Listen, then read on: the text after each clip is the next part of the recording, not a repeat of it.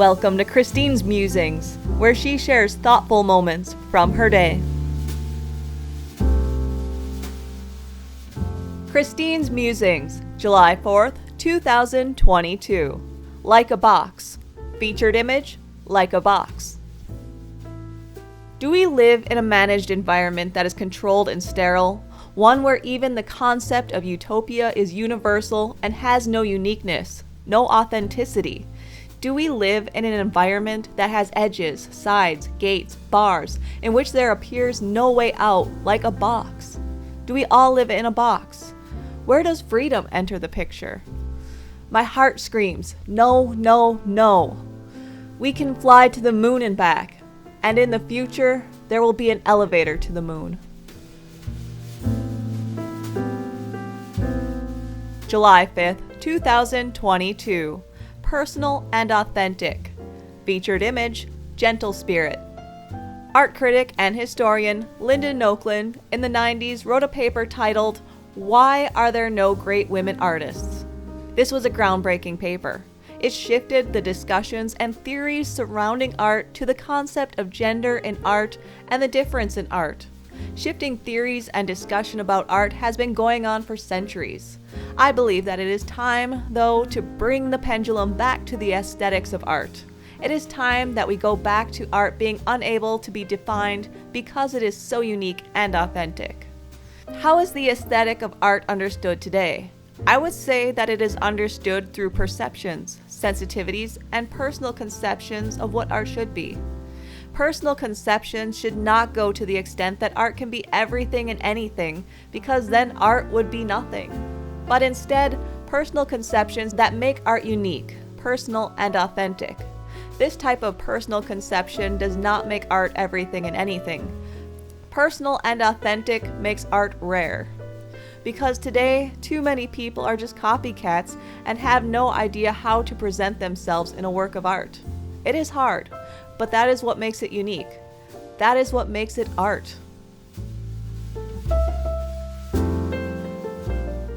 July 6th, 2022.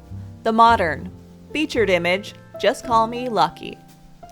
A couple weeks back, I wrote about postmodernism and Duchamp. I wrote about how I believed that it was the beginning of the historical postmodern art movement and a major shift in how our culture's attitudes toward art changed. In my opinion, our culture's understanding of what art is changed for the worse. Perhaps the problem is that we, as art historians and artists, have always labeled these major shifts in art movements. In labeling the shift of modern art to postmodern art, we were signaling the shift to others and defining it. This established that art qualified as art because it was something new. I wonder why. Doesn't the modern always mean the present? I refer to Charles Baudelaire, a French poet, writer, and art critic in the 1800s. Baudelaire believed that to be modern is to be in one's own time. The role of an artist is not to present the shocking or the new in order to be recognized. I agree with Baudelaire.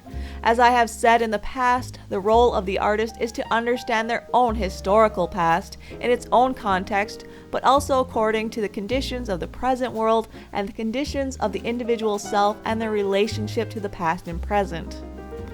If I were to relate this to my favorite topic of the space in the middle and the individuals in the middle, trying to shock, to always have the new, to not recognizing the individual for the individual's self and own history, is perhaps why some don't understand that the middle is not gray, but motley and multicolors.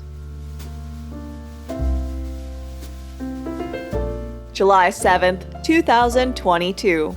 Black Squirrel. Featured image, Squirrel. A black squirrel appeared in the woods for the first time today. We have many black squirrels in the North Woods, but this is the first time one has come into my woods. He has caused quite a commotion with the gray squirrels. A stranger in our midst. How many times have we done the same thing? Someone or something is different, so we battle for our space and territory. Do we say, "Oh my gosh, I love the difference that they present to us and I welcome it"? Or do we say, "They are different, and I am not sure I want to welcome them into my space"? Often, we battle their differences rather than welcome it. I watched as the black squirrel and a gray squirrel were at the end of a very thin branch. The black squirrel seemed to have the upper hand. There was nowhere for the gray squirrel to jump to and no available branch to escape. The black squirrel kept pushing the gray squirrel to the end of the branch. The smart gray squirrel just jumped over him and scampered off. Ha!